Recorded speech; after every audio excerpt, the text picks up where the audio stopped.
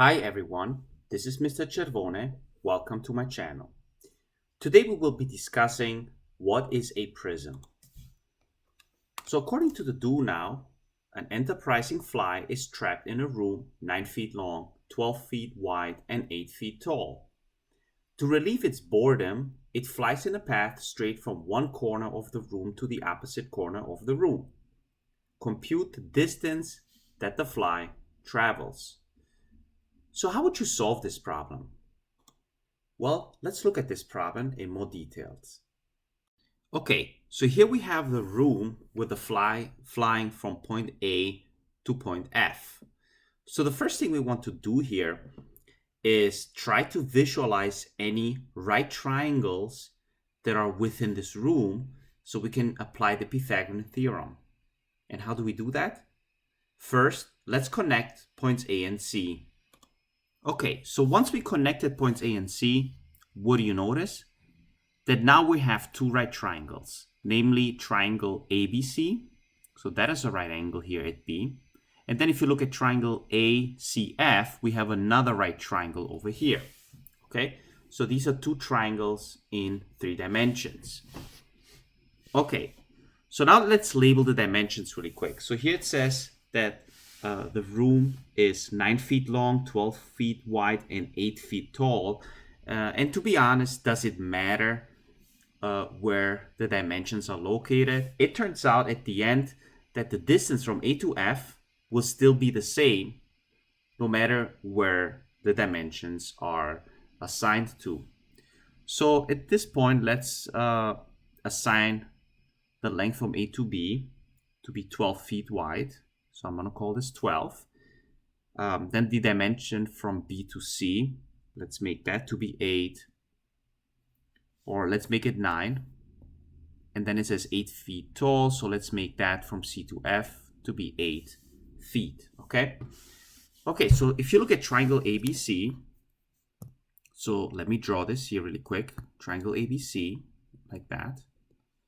So let's imagine this is A, this is C, and this is B. So this is from the top, viewed from the top. That's the right angle at B. This is 9 and 12. So keep in mind that this is not drawn to scale.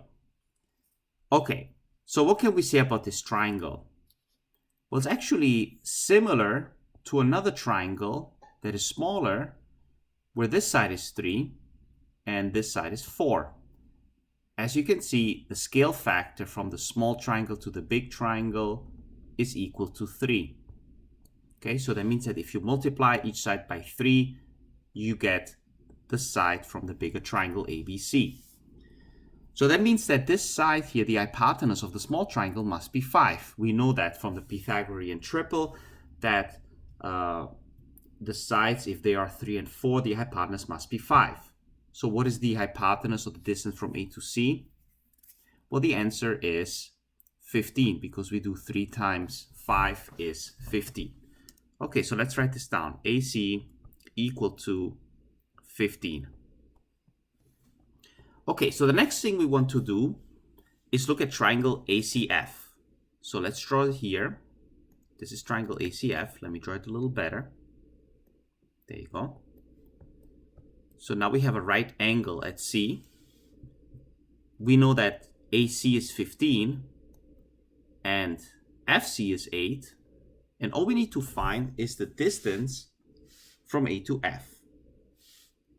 And how do we do that? Well, we can just use the Pythagorean theorem here. And we can say that AF squared is equal to 15 squared plus 8 squared. Okay? So that gives us AF squared is equal to 289. So that means that AF is equal to 17. Okay? We could have also just used our knowledge about Pythagorean triple that 8, 15, 17 is one of the Pythagorean triples. Okay? Okay, so we found the answer. So the answer is 17 feet for the fly that flies across the room. It's 17 feet wide. So is there a way to combine all of this? And the answer is yes. As you can see, for the first triangle, if we keep it in, if we keep it the general case, so let me label this 1 here. Okay, so this is the first case here, or the first triangle. All we did here was AB squared plus BC squared is equal to AC squared. Okay, so that was the first case. Now, for the second case, the second triangle over here, what we did is AC squared plus CF squared is equal to AF squared. Okay, so that was the second case. So is there a way to combine all of this? And the answer is yes. So all we need to do is substitute the AC here. Let me use the highlighter instead. Substitute the AC, or the AC over here, AC squared, with this, okay? So we can just write the following, that AB squared plus BC squared plus CF squared is equal to AF squared, okay? So we can actually generalize this as follows, that D squared is equals to A squared plus B squared and then plus C squared. Therefore, D has to be equal to the square root of A squared plus B squared plus C squared. And ladies and gentlemen, that is actually the Pythagorean theorem in 3 dimensions. Okay, so there you go. Pythagorean theorem in 3D. Again, you can imagine this as follows, that if you have a room or solid like this, okay, just to clarify this, let me draw this really quick. If, let's say you have, and I'm going to draw it this way so you guys can see it better. If you have a triangle like this inside this room, that's a right angle, then you can think of the dimensions to be the following. This is A, this is B, and this is C, okay? So therefore, if you want to find D, which is the length of this diagonal in space, all you need to do is take the square root of A squared plus B squared plus C squared. And that is why the Pythagorean theorem also works in 3 dimensions. And by the way, as I mentioned before, the order here doesn't matter. So it doesn't matter if this is 12, 9, and 8, or vice versa. It doesn't matter, because here in this formula here, you're adding the squares of those numbers. And it doesn't matter how you add the squares or how you add the numbers. You still obtain the same exact D value. Okay, so in the do now, we had a shape here, okay? So we called it the room. But what type of shape is this? Well, it turns out that this is called a rectangular prism.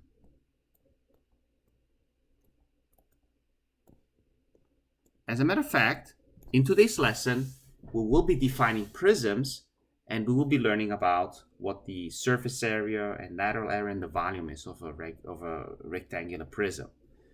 So without further ado, let's define the word prism.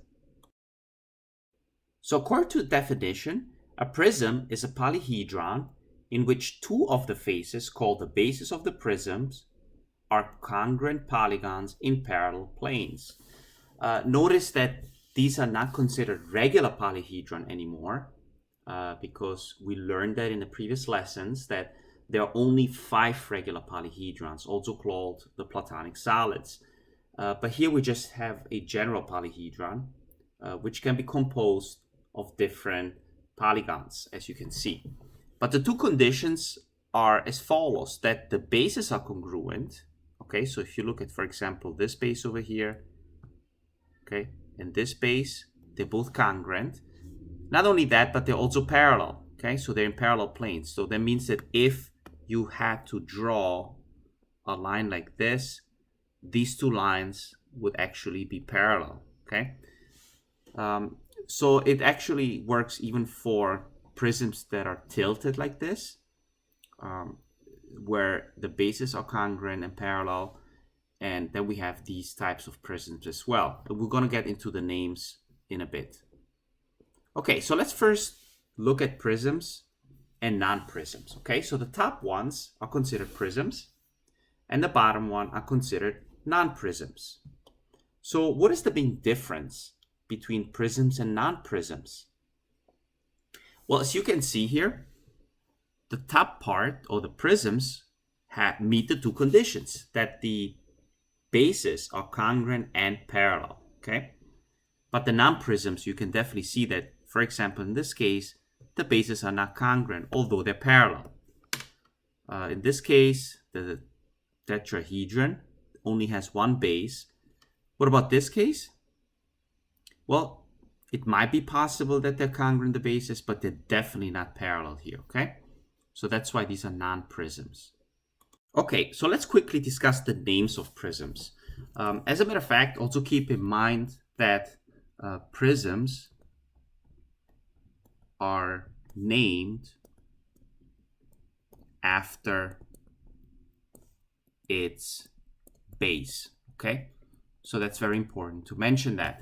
As a matter of fact, here we have a triangle or triangular base. So therefore, we call this a triangular prism.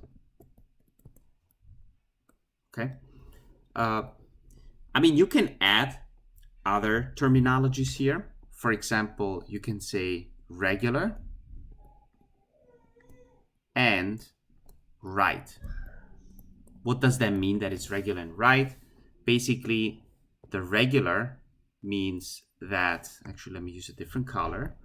The regular means that all these sides are congruent, so we have a regular polygon as its base. But then we have the right part of the prism.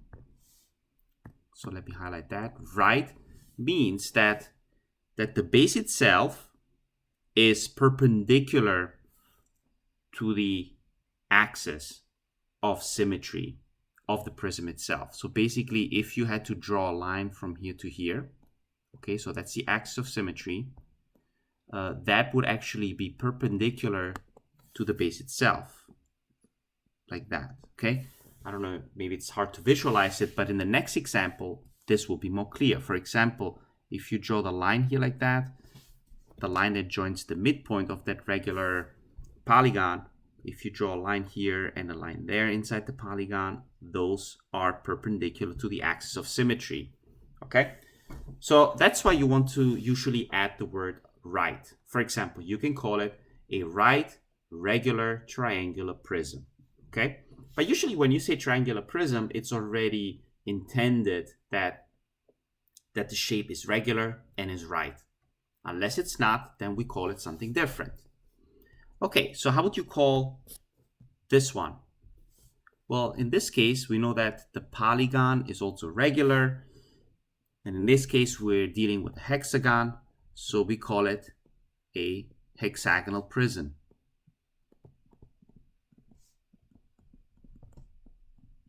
Okay. Again, if you want to, you can also call a regular or a right, let's say, right, regular, hexagonal prism.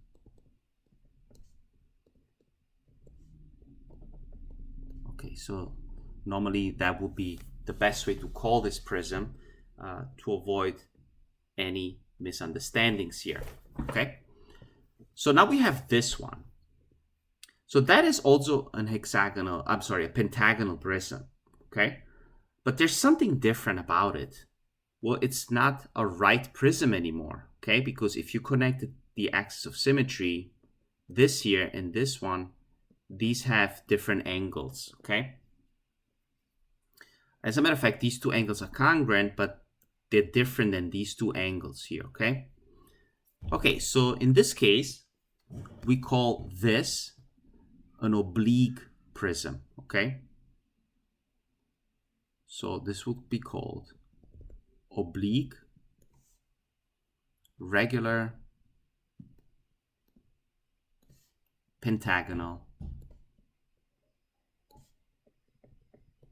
prism. Okay? And so on and so on. Obviously, if it's not regular, then you just say oblique pentagonal prism or a pentagonal prism, and that's basically it. Okay, so that's it with the names. Let's now look at the formulas, how to find the surface area, lateral area, and the volume of such prisms. Okay, so what is the total surface area for this? How about this? Let's talk first about the lateral area. As a matter of fact, the lateral area is the area of these faces here.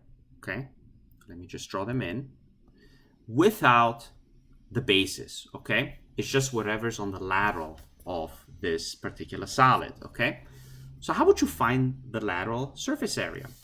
Well, let's say that this is the height of the prism, and basically this is each side S.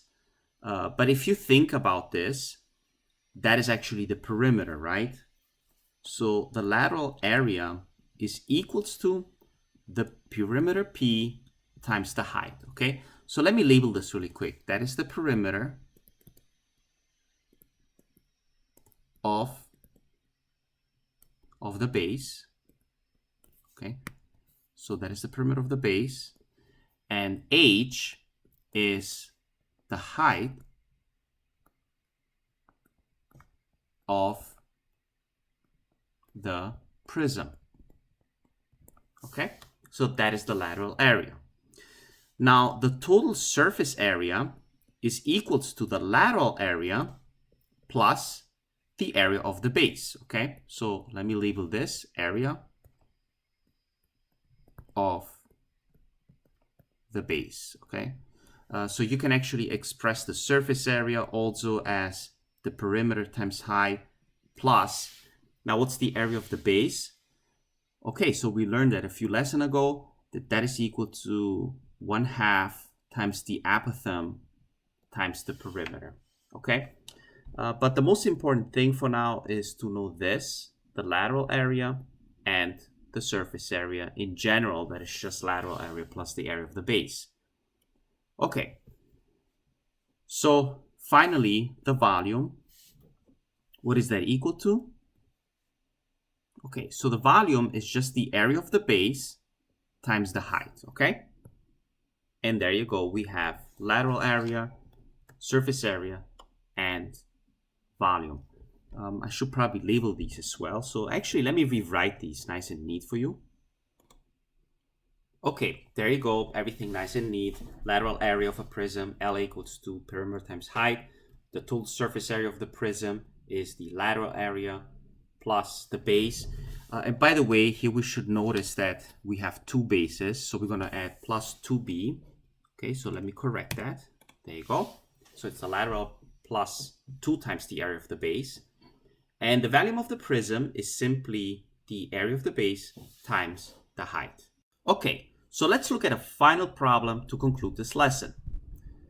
Consider a right regular triangular prism with BC is 4 and CF equal to 6. Compute the lateral surface area. So as we learned previously, the lateral area is simply the product of the perimeter and the height of the prism. So let's consider the height to be the distance from C to F, since the prism is tilted now. How do we find the perimeter? Well, we know that here we're dealing with a regular triangle, which is an equilateral triangle, so all the sides are congruent. Therefore, all the sides must be 4. Therefore, the perimeter is simply 4 times 3 equal to 12. Okay, so we know the height is 6, so that means that the lateral area is equal to 12, which is the perimeter, times the height of 6. So that means that the lateral area is equal to 72.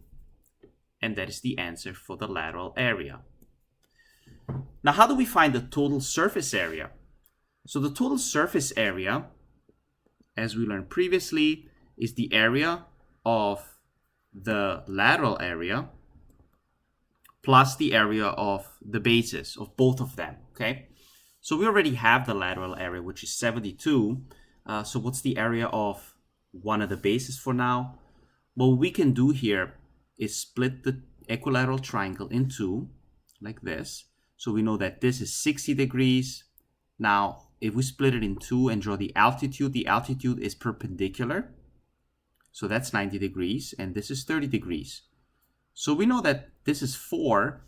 Now, the altitude in a equilateral triangle is also the median, okay? So that means that that this point over here is the midpoint between A and C. Therefore, this is 2. And let me call the height of that triangle A. I don't want to use the same letter H, so it's not confusing. So that means that the height of that is just simply 2 radical 3 by applying either the Pythagorean theorem or what we know about 30, 60, 90 triangles. That means that the area of one of this triangle or base is just equal to 1/2 times the base of 4 times the height of 2 radical 3.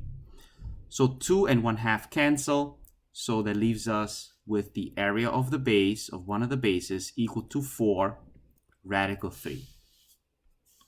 Okay, so that means that the surface area is equal to 72 plus 2 times the area of the base, which is 4 radical 3. So that means that the surface area is simply 72 plus 8 radical 3. You don't need to factor anything out here. You can leave the answer as is, okay? Now, finally, the volume is the area of the base times the height. Okay, so we already have the area of the base. It's just 4 radical 3. And we multiply the area of the base by the height, which is 6, okay? So what would we get here? That the volume is equal to 24 radical 3. And that is the answer for the volume, okay? Okay, so these are the answers to this problem. And basically, that's it for today's lesson. If you have any questions, please email me. Other than that, please finish worksheet or homework assignment 94 and submit it through Schoology by Tuesday. Other than that, have a nice day, and thanks for watching.